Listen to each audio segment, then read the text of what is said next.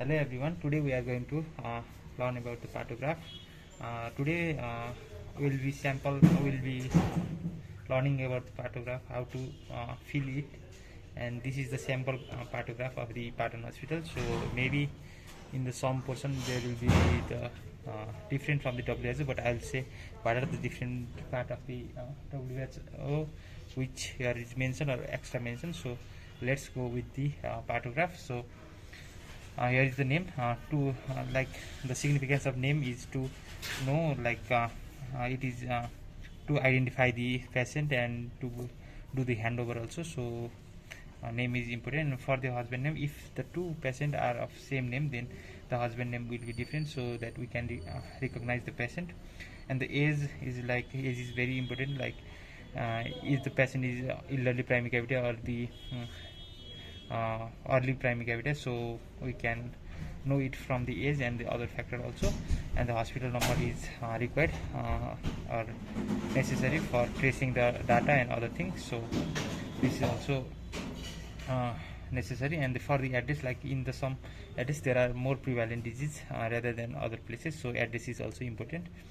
So for the last menstrual period is required to calculate the EDD and the gestational age also.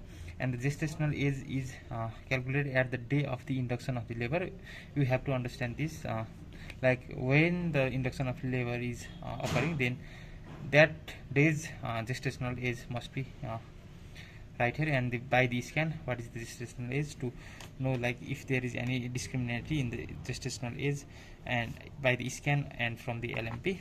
So like for the ANC visit, where the patient has done the ANC visit like Patan Hospital or outside, or no ANC visit, and the date of admission and the time will be mentioned here. And like labor rupture of the membrane, if there is present of the yes or no, then we have to add the date and the time. And blood group, to know like if there is any condition to supply the blood from the external sources, so we need to know blood group. Like in the postpartum hemorrhage, we need to give the blood, so blood group is necessary. And the BDRL is also necessary to know the diseases which like condyloma acuminata and other diseases like syphilis, to diagnose the syphilis. And T1 and T2 is for the TD vaccine, tetanus vaccine. If the patient has taken both, then we have to tick it. And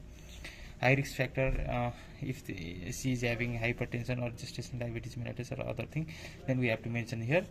And the for the induction of labor, if there is induction of labor, then what is the indication to do the induction of labor. And then if there is any artificial rupture of membrane or the Shinto used, then we have to write the date and the time. And prostaglandin E2, mainly in the pattern prostaglandin E1 is used, so date of the time of first dose and the second dose is mentioned here. So for the first page, these are the things you should not miss in the filling of the sample form or the Partograph of the Patan Hospital. So this is the main Partograph form which we should have to fill. So like here is the temperature, blood pressure and the pulse, which we have to mention. In the WHO form there is like graphical presentation of this, but in the Partograph of the Patan Hospital there is like manually we have to fill the form. Like, and first we have to know that if the patient is coming in the like cervix dilatation, if the patient has come in the 4 centimeter of the cervix dilatation, then we should fill in this column. If the patient come in the like 5 centimeter of the cervical dilation, then we have to start from this line, so that we have to fill in this part. So we have to know about that. So first we have to fill this, and then only this parameter will be in which line we have to fill, that will be considered. So for the temperature we have to fill 98 or what temperature the patient will come.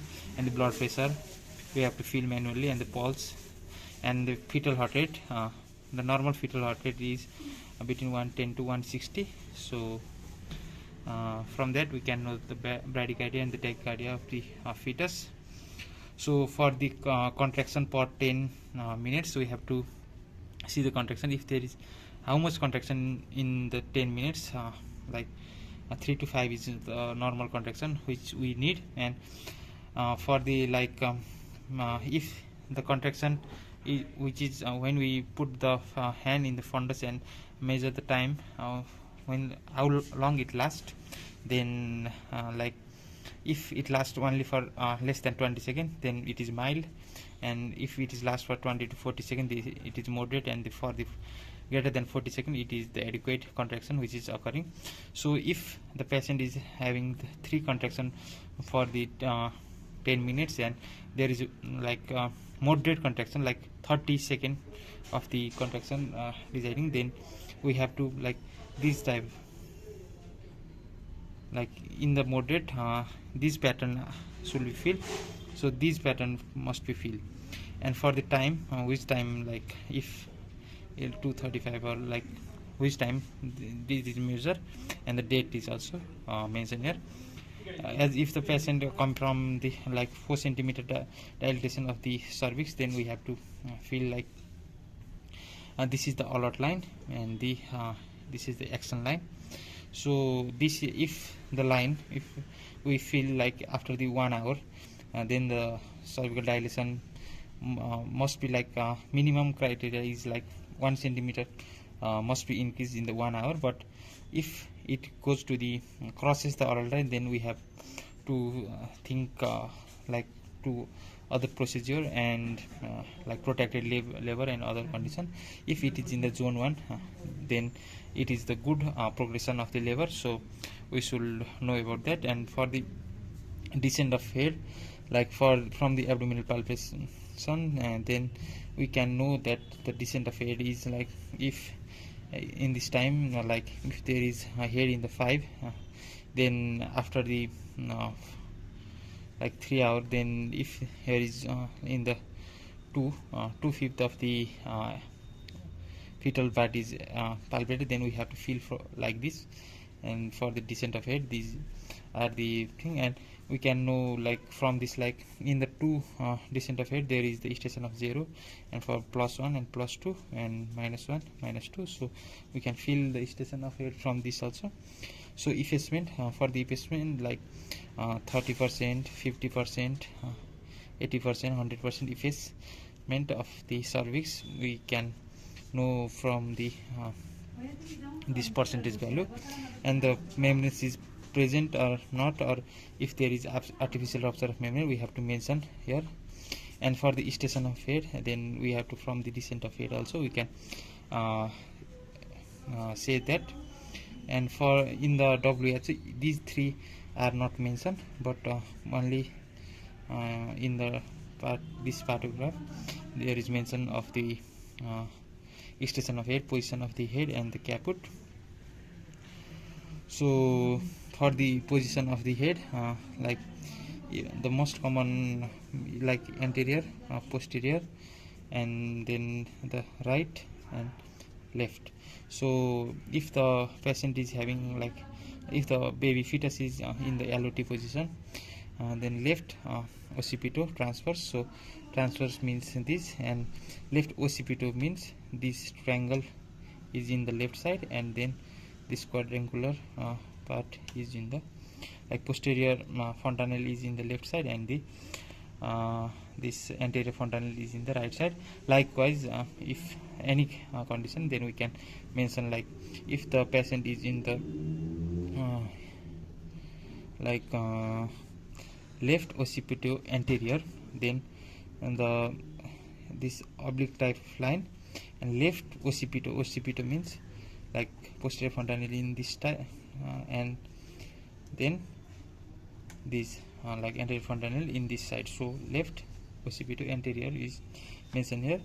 And for the caput, if there is presence of caput or not, we have to look. And for the molding, there are also grade of the molding like 0, 1, 2, 3. If there is no molding, it's a 0, and if 1, then there is the slight molding, and if there is 2 means that there is overlapping, but it is can be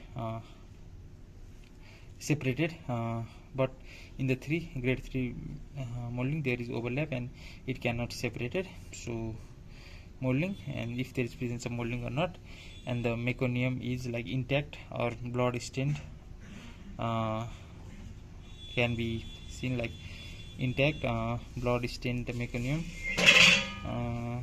can be seen, and we have to like if the meconium is intact, then we can write the intact meconium.